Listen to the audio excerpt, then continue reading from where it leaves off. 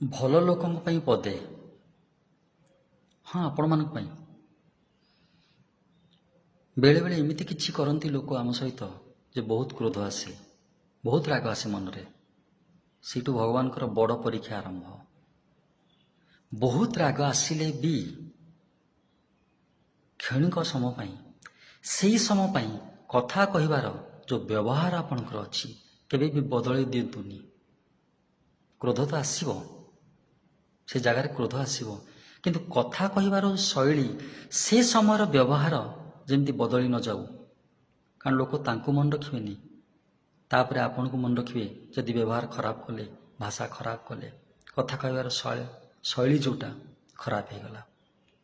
ସେଇ କ୍ଷଣିକ କ୍ରୋଧ ସାରା ଜୀବନର ଅନେକ ସମ୍ପର୍କକୁ ନଷ୍ଟ କରିଦେଇପାରେ। ବହୁତ ଇମ୍ପୋର୍ଟାଣ୍ଟ ପଏଣ୍ଟ ଏଟା ଆମ ସମସ୍ତଙ୍କ ପାଇଁ।